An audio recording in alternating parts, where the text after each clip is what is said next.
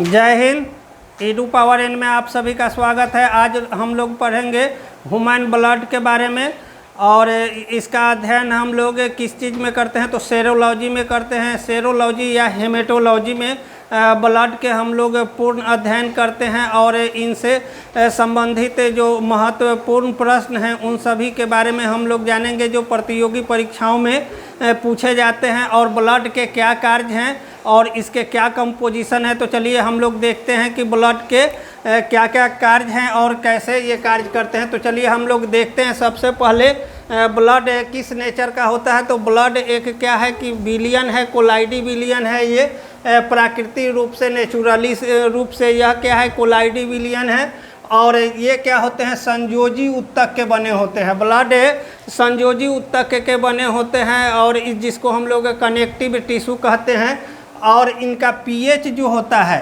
PH blood का 7.4 होता है। ये बार बार पूछे गए हैं प्रतियोगी परीक्षा में, तो ध्यान रखिएगा कि ब्लड का नेचर जो होता है वह क्या होता है क्षारीय होता है और इसका पीएच जो होता है 7.4 होता है। आगे हम लोग देखते हैं नॉर्मल मनुष्य में, सामान्य मनुष्य में इसका मात्रा जो होता है लगभग 5.5 लीटर होता है और महिलाओं में थोड़ा सा कम होता है, लगभग 5 लीटर के आसपास में होता है। और देखते हैं कि आरबीसी का निर्माण कहाँ होता है तो मुख्य रूप से आरबीसी का निर्माण जो होता है वह बोन मैरो में होता है और एक्सेप्शनल केस में जब बच्चा भ्रूणावस्था में होते हैं और वो फीटस स्टेज को पूर्ण करते रहते हैं। फीटस का 5-6 स्टेज होता है जिस समय माता के वो गर्भ में रहते हैं उस समय उनमें आरबीसी क्योंकि बोन काफ़ी कमज़ोर होते हैं, उतना मजबूत नहीं होते हैं, वैसी स्थिति में क्या होते हैं कि फीटस स्टेज में जो है क्या होता है आरबीसी का निर्माण लीवर में होता है। आरबीसी का निर्माण क्या होता है लीवर में होता है। अब हम लोग देखते हैं और एडल्ट में अगर पूछा जाए कि आरबीसी का निर्माण कहाँ होता है तो बोन मैरो में होता है, अस्थि मज्जा में होता है। अब हम लोग देखते हैं कि स्टोर ऑफ एस्पिरिन, आरबीसी का स्टोर कहाँ होता है, आरबीसी कहाँ स्टोर होते हैं। आरबीसी का फुल फॉर्म होता है रेड ब्लड सेल। आरबीसी का स्टोरर कौन है तो आरबीसी का स्टोरर जो होता है एस्पिरिन को हम लोग कहते हैं, वहीं पे स्टोर होते हैं। अब एक प्रश्न यह भी पूछा जाता है कि आरबीसी का शमशान घाट या आरबीसी का कब्र किसे कहा जाता है तो आरबीसी का शमशान घाट या कब्र जो है एस्पिरिन को ही कहा जाता है। आरबीसी का कब्र स्थान या आरबीसी का शमशान घाट वो क्या होते हैं कि एस्पिरिन को ही कहा जाता है। इसका मुख्य कारण है कि आरबीसी जो उनका जीवन काल 120 दिन का होता है, उस जीवन काल को समाप्त करने के बाद वो क्या होते हैं एस्पिरिन में चले जाते हैं जहाँ पे वो डिस्ट्रॉय हो जाते हैं। और आगे अब हम लोग देखते हैं एक अति महत्वपूर्ण प्रश्न है जो पूछे जाते हैं कि शरीर में ब्लड बैंक की तरह कौन सा अंग कार्य करता है तो शरीर में ब्लड बैंक की तरह कार्य जो करता है वह एस्पिरिन ही कार्य करता है।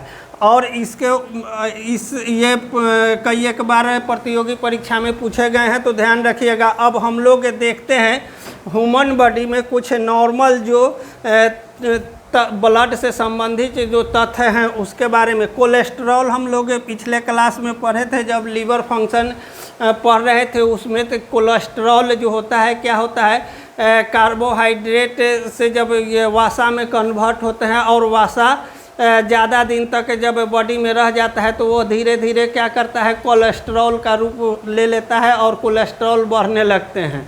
और कोलेस्ट्रॉल जो होता है वो मुख्य रूप से क्या करता है कि जितने भी ऑरोटिक या वेन जो होते हैं उसके पाइप में जम जाने के कारण ब्लड प्रेशर अधिक हो जाता है तो हार्ट अटैक आने की संभावनाएं क्या होती है बढ़ जाती है। इसका नॉर्मल जो ह्यूमन बॉडी में होना चाहिए 200 ग्राम पर mg/dl होना चाहिए। नॉर्मल जो रेंज होना चाहिए इसका कोलेस्ट्रॉल का 200 ग्राम पर mg/dl होना चाहिए। अगर इससे ज़्यादा हो जाती है तो हार्ट अटैक की संभावनाएं धीरे धीरे बढ़ने लगता है। अब हम लोग देखते हैं हेमोग्लोबिन। हेमोग्लोबिन को हम लोग HB भी कहते हैं। हेमोग्लोबिन जो होता है तो वह क्या होता है, ब्लड में हेमोग्लोबिन के कारण ही क्या होते हैं, ब्लड का रंग जो है लाल होता है। ह्यूमन में ब्लड का रंग लाल क्यों होता है, यह भी प्रश्न पूछे जाते हैं। तो हेमोग्लोबिन के कारण ही लाल रंग होते हैं। और इसका नॉर्मल जो वैल्यू होता है मेल में 14 ग्राम होता है, 14 ग्राम mg/dl, ये यूनिट है ग्राम mg/dl। और फीमेल में जो होता है इसका थोड़ा सा मात्रा कम होता है, 13 ग्राम mg/dl होता है। तो महिलाओं में थोड़ी सी ब्लड की मात्रा भी कम होती है और यहाँ HB का भी मात्रा क्या होता है, कम होता है। आगे हम लोग देखते हैं इसी से संबंधित महत्वपूर्ण तथ्य जो प्रतियोगी परीक्षाओं में पूछे जाते हैं। तो सबसे पहले हम लोग देखते हैं कि रक्त परिसंचरण तंत्र, पिछले क्लास में भी हम लोग इस पर चर्चा किए थे कि रक्त परिसंचरण तंत्र का खोज विलियम हार्वे महोदय ने किया था। और क्योंकि यह जो है क्लोज सर्कुलेशन होता है ह्यूमन बॉडी में, क्लोज सर्कुलेशन सिस्टम के द्वारा क्या होते हैं, सर्कुलेट करते हैं ब्लड।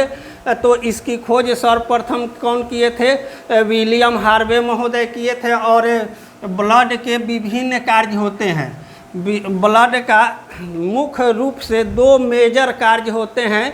पहला जो कार्य होते हैं तापमान का नियंत्रण करना, शरीर के तापमान का क्या करना, नियंत्रण करना, नियमन करना, एक निश्चित ताप हमेशा शरीर को प्रदान करना, चाहे वह जम्मू कश्मीर के ठंड जगह हो, चाहे फिर विषुवत रेखा के आसपास में रहने वाले व्यक्ति का, सबका बॉडी टेम्परेचर जो होता है 37 डिग्री सेल्सियस ही होता है और फ़ारेनहाइट में 98.4 ही होता है। इसका मुख्य कारण है कि क्या होते हैं, ब्लड जो ह्यूमन बॉडी में सर्कुलेट करते रहते हैं वो क्या करते हैं, तापमान को नियंत्रित करते हैं। तो ब्लड का एक मुख्य कार्य हो गया शरीर के तापमान का नियंत्रण करना। और दूसरा इनका मेजर जो रोल होता है कि परिवहन का कार्य, ट्रांसपोर्टेशन का कार्य करना, शरीर में एक स्थान से दूसरे स्थान तक किसी चीज़ के, जैसे मान लीजिए कि जो हम लोग ऑब्जर्प्शन होता है, खाना खाते हैं और उससे जो पोषक तत्व होते हैं, जो न्यूट्रिशन हमें प्राप्त होती है, उसको क्या करता है, शरीर के विभिन्न भागों में लेकर जाते हैं वो लोग ब्लड। और दूसरा इनका मेजर रोल होता है परिवहन के क्षेत्र में ही कि CO2 गैस का जो हम लोग श्वसन करते हैं और श्वसन के बाद जब वह शरीर में जाता है तो वहाँ से कुछ जो वास्ट प्रोडक्ट होता है, अपशिष्ट पदार्थ और कुछ अन्य गैसें जो होती है उनको साथ लेकर वह क्या होता है कि आता है। उत्सर्जी पदार्थ में जैसे में हम लोग एक्सट्रिनरी सिस्टम में एक्सक्रिएशन में पढ़े हैं कि ब्लड किस तरह से शरीर से वास्ट प्रोडक्ट को लेकर आता है और किडनी से होते हुए वह फेफड़ा में जाता है। अब आगे हम लोग देखते हैं इसी से महत्वपूर्ण जानकारी कि आरबीसी को हम लोग क्या कहते हैं, आरबीसी को मुख्य रूप से क्या कहते हैं, थ्रोम्बोसाइट कहते हैं। अब हम लोग आरबीसी और सेल ब्लड में क्या होते हैं, 3 तरह के मुख्य रूप से सेल होते हैं, क्योंकि ब्लड जो होते हैं सेलुलर सब्सटेंस भी होते हैं और लिक्विड सब्सटेंस भी होते हैं। तो सेलुलर को हम लोग पहले देख लेते हैं कि सेलुलर सब्सटेंस में कौन कौन से आते हैं और उनका क्या कार्य है। तो सबसे पहले हम लोग देखते हैं सेलुलर सब्सटेंस में क्या होते हैं कि प्लाज्मा होते हैं ब्लड में, और सेलुलर सब्सटेंस में क्या होते हैं, रुधिराणु होते हैं, कार्पसल्स होते हैं। कार्पसल को हम लोग क्या कहते हैं, रुधिराणु कहते हैं। ब्लड का क्या होता है, 2 भाग होता है, एक को हम लोग प्लाज्मा या सीरम कहते हैं। जब उसको हम लोग सेंट्रीफ्यूज कर देते हैं तो ब्लड को उसको सीरम कहते हैं, और जब वह बिना सेंट्रीफ्यूज के ही जमने के बाद जब प्लाज्मा ऊपर आ जाता है तो उसको हम लोग प्लाज्मा कहते हैं। अब हम लोग देख लेते हैं कि प्लाज्मा क्या है। तो प्लाज्मा जो है पूरे ब्लड में जो ब्लड होती है उसमें प्लाज्मा का मात्रा जो होता है 60% होता है। 60% भाग जो होते हैं वो क्या होते हैं, प्लाज्मा ही होते हैं। अब ये प्लाज्मा जो होते हैं इसमें कोई सेलुलर सब्सटेंस नहीं होते हैं, कार्पसल्स नहीं होते हैं। अब इनमें प्लाज्मा के अंदर क्या होता है उसको हम लोग देखते हैं फाइब्रिनोजेन और प्रोथ्रोम्बिन, जो कि हम लोग क्लॉटिंग फैक्टर में इस चीज़ को देखे थे कि फाइब्रिनोजेन और प्रोथ्रोम्बिन क्या करते हैं, क्लॉटिंग फैक्टर में अहम रोल है इनका और महत्वपूर्ण कार्य है, तो उस पर भी हम लोग चर्चा कर लेंगे। पहले अब हम लोग देख लेते हैं कि सेलुलर सब्सटेंस में क्या होता है। तो हम लोग देखें कि प्लाज्मा में, ब्लड में जो है प्लाज्मा होती है वह 60% होता है। अब जो कार्पसल्स होते हैं यानी कि ब्लड में जो सेलुलर सब्सटेंस होते हैं, जो सेल होते हैं, उसकी मात्रा जो होती है लगभग 40% होता है। और इस सेल में मुख्य रूप से 3 तरह के सेल आते हैं, WBC, RBC और प्लेटलेट। ये 3 तरह से क्या होते हैं, ये सेलुलर सब्सटेंस होते हैं। और WBC, RBC और प्लेटलेट जो होते हैं इनके अलग अलग कार्य हैं।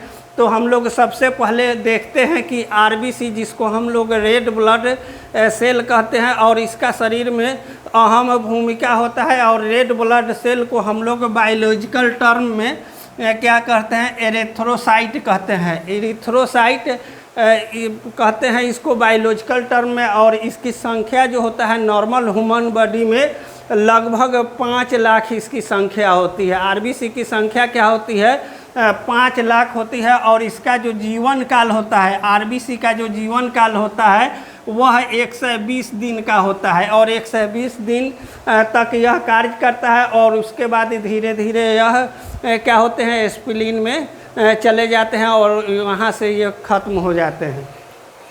आगे हम लोग देखते हैं WBC के बारे में। WBC जिसको हम लोग वाइट ब्लड सेल कहते हैं। WBC को क्या कहते हैं, वाइट ब्लड सेल कहते हैं। और इसका बायोलॉजिकल नाम जो होता है ल्यूकोसाइट होता है। और इसी ल्यूकोसाइट के डिजॉर्डर हो जाने के कारण विभिन्न प्रकार की बीमारियां होती है। और ये ल्यूकोसाइट जो होते हैं नॉर्मल ह्यूमन बॉडी में 10,000 के आसपास होता है नॉर्मल रेंज। अगर इससे कम या ज़्यादा संख्या होती है तो एबनॉर्मलिटी आ जाता है 10,000। और इसका जो है लाइफ जो होता है, जीवन काल जो होता है WBC का, वह 4 दिन का होता है। अब आगे हम लोग देखते हैं प्लेटलेट। और प्लेटलेट की संख्या जो होती है, प्लेटलेट का बायोलॉजिकल नेम जो होता है थ्रोम्बोसाइट होता है। यह स्टार शेप में होते हैं। और इनका जो जीवन ये क्या होते हैं, इनकी संख्या लगभग ह्यूमन बॉडी में 2 लाख के आसपास होता है। और इसका लाइफ टाइम, जीवन काल जो होता है, लाइफ स्पाइन, वो 7 दिनों का होता है। इस प्रकार से हम लोग ब्लड के कंपोजिशन के बारे में देखें कि ब्लड जो है 2 चीज़ों से मिलकर बना है। पहला तो क्या है कि उसमें इनऑर्गेनिकल सब्सटेंस है और ऑर्गेनिकल सब्सटेंस है। तो इसमें क्या है, एक प्लाज्मा है और ब्लड में प्लाज्मा की ही मात्रा अधिक होती है जो 60% होता है। और इसमें फाइब्रिनोजेन और प्रोथ्रोम्बिन पाए जाते हैं। और सेलुलर सब्सटेंस में RBC, WBC और प्लेटलेट पाए जाते हैं। और इसके अब कार्यों को हम लोग देखते हैं कि इसके क्या क्या कार्य होते हैं। तो चलिए हम लोग देखते हैं कि जो सेलुलर सब्सटेंस होते हैं और सेलुलर सब्सटेंस का क्या काम है। तो चलिए हम लोग शुरू करते हैं, देखते हैं RBC के बारे में। RBC को हम लोग एरिथ्रोसाइट कहते हैं। और यह इनका आकार जो होता है क्या होता है, गोलाकार, लगभग ओवल शेप का होता है, गोलाकार होता है। और ये क्या होती है, इनमें एक खास विशेषता होती है क्योंकि इसमें न्यूक्लियस नहीं पाया जाता है। और न्यूक्लियस नहीं होने के कारण क्या होते हैं कि जब व्यक्ति ऊंचाई पर जाता है और ऊंचाई के साथ साथ धीरे धीरे जब ऊंचाई बढ़ता जाता है तो RBC के क्या होते हैं, आकार भी थोड़ा सा फैलने लगता है ऊंचाई बढ़ने के साथ। तो इससे क्या होते हैं, परेशानी व्यक्ति में होता है। अब देखते हैं कि इनका क्या होता है, लाइसोसोम इसमें नहीं पाए जाते हैं क्योंकि RBC में केंद्रक नहीं होते हैं, न्यूक्लियस नहीं होते हैं, इसलिए न लाइसोसोम होते हैं और न केंद्रक होते हैं। रुधिराणु का जो है, यह जो है ब्लड में जो सेलुलर सब्सटेंस होते हैं उसमें सबसे ज़्यादा संख्या जो होती है RBC का ही होता है। ये प्रतियोगी परीक्षा में भी पूछे गए हैं कि सबसे ज़्यादा ब्लड में सेलुलर सब्सटेंस में किसकी संख्या ज़्यादा होती है? तो सबसे ज़्यादा जो संख्या होती है आरबीसी की संख्या होती है और ये संख्या 5 लाख होती है। अब आगे हम लोग देखते हैं कि रुधिराणु जो होते हैं लगभग 95% पूरे अथी का 95% क्या होता है? रुधिराणु ही होता है। मतलब कि आरबीसी ही होते हैं पूरे ब्लड में। सेलुलर सब्सटेंस जो है उसमें 95% सेलुलर सब्सटेंस जो होते हैं आरबीसी के ही होते हैं।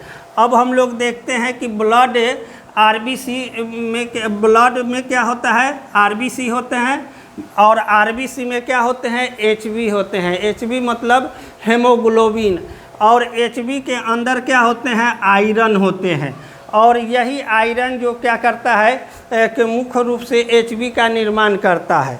अब हम लोग देखते हैं कि इसी आयरन की कमी से, यानी कि आयरन जिस व्यक्ति में कम हो जाएगा उसमें क्या होता है?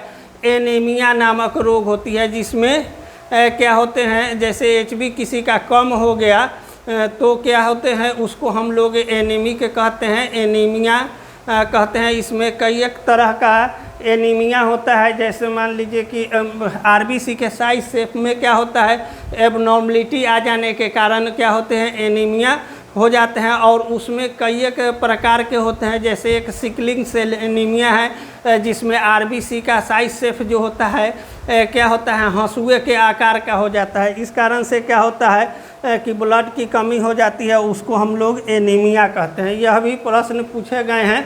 अब हम लोग देखते हैं डब्ल्यूबीसी के कार्य। डब्ल्यूबीसी का जो सेलुलर सब्सटेंस का एक हिस्सा है और उसको हम लोग ल्यूकोसाइट कहते हैं। और इसके आकार जो होते हैं अनिश्चित होते हैं। अनिश्चित मतलब इनका साइज शेप जो होते हैं क्या होते हैं? आकार क्योंकि ये 3-4 तरह के सेल होते हैं। एक ग्रेनुल वाले होते हैं और एक बिना ग्रेनुल के होते हैं। तो जो जैसे लिम्फोसाइट बिना ग्रेनुल के होते हैं, मोनोसाइट बिना ग्रेनुल्स के होते हैं, और बेसोफिल, एसनोफिल या न्यूट्रोफिल जो होते हैं जिसमें ग्रेन्यूल्स पाया जाता है, उस ग्रेन्यूल्स में भी क्या होते हैं? फाइन ग्रेन्यूल्स होते हैं और कोर ग्रेन्यूल्स, मतलब ग्रेन्यूल्स काफ़ी महीन होते हैं और किसी में काफ़ी मोटा होते हैं। हम लोग एक डब्ल्यूबीसी का जब स्पेशल चैप्टर में पढ़ेंगे तो उसके सभी स्ट्रक्चर को हम बताएंगे और सभी के कार्य भी बताएंगे। तो चलिए अब हम लोग देखते हैं कि इसमें क्या होते हैं? केंद्रक युक्त होते हैं। यहाँ हम लोग देखें कि केंद्रक नहीं थे, यहाँ केंद्रक युक्त होते हैं। यह क्या करती है? हमें रोग से लड़ने में मदद करती है, रोग से लड़ने की शक्ति प्रदान करती है, यानी कि ह्यूमन बॉडी को इम्यूनिटी प्रदान करती है। दूसरा जो है, एक इसका जो प्रकार होते हैं एंटीबॉडी। एंटीबॉडी और क्या होते हैं? एंटीबॉडी के रोग से लड़ने में हमारे शरीर को जो है एंटीबॉडी क्या करती है? सुरक्षा प्रदान करती है। और ये मुख्य रूप से लिम्फोसाइट के द्वारा, लिम्फोसाइट 2 प्रकार के होते हैं, एक टी लिम्फोसाइट और बी लिम्फोसाइट। बी लिम्फोसाइट जो होते हैं ज़्यादातर बच्चों में पाए जाते हैं। एडल्ट अवस्था में ये टी लिम्फोसाइट ही पाए जाते हैं और ये क्या करते हैं? रोग से लड़ने की शक्ति ह्यूमन बॉडी को प्रदान करते हैं और जितने भी इन्फेक्शन वगैरह होते हैं उससे वो क्या करते हैं? लड़ते हैं। और मोनोसाइट जो होता है मुख्य रूप से जो जहाँ पे इन्फेक्शन होते हैं और लिम्फोसाइट उसको किल कर देता है, तो किल किए हुए जो वास्ट प्रोडक्ट होते हैं उसको क्या करता है? वह इनगल्फ कर लेता है। आगे हम लोग देखते हैं न्यूट्रोफिल के बारे में। तो neutrophil as a human body में डिफेंस का कार्य करता है। वो मुख्य रूप से क्या करते हैं? जो इन्फेक्शन होता है जिस पार्ट में, वहाँ के एरिया को वो क्या करते हैं? घेर लेते हैं, ताकि इससे ज़्यादा इन्फेक्शन कहीं बॉडी के अदर पार्ट में ना हो। तो इनका मुख्य जो काम होता है वह क्या करता है कि इन्फेक्शन को पहचानना और उसको घेरना, उसको कवरिंग करना, ताकि इन्फेक्शन बॉडी के अदर पार्ट में ना हो। एसनोफिल जो होते हैं क्या करते हैं? ये अभी अपना थोड़ा सा आकार जो है अलग करके इस लड़ाई में सहयोग करते हैं और ये बेसोफिल है, ये मैसेंजर का कार्य करते हैं। इसकी मात्रा जो होती है ह्यूमन बॉडी में नॉर्मल काफ़ी कम होता है, और ये क्या करते हैं, मैसेंजरिंग का गुप्तचर विभाग की तरह ये कार्य करते हैं। जब कोई इन्फेक्शन होती है तो उस इन्फेक्शन का सूचना लिम्फोसाइट और एंटीबॉडी को देते हैं, और इस प्रकार से हम लोग देखते हैं कि ये हमारे शरीर को क्या करते हैं, सुरक्षा प्रदान करते हैं। आगे हम लोग सेलुलर सब्सटेंस में ही देख लेते हैं। एक प्लेटलेट होता है जिसको हम लोग क्या कहते हैं, बिम्बाणु, और बिम्बाणु का मुख्य रूप से जो साइज शेप होता है, जो आकार होता है, वह स्टार शेप का होता है। स्टार शेप जैसे तारा दिखाई देते हैं उसी तरह से ये स्टार शेप होते हैं।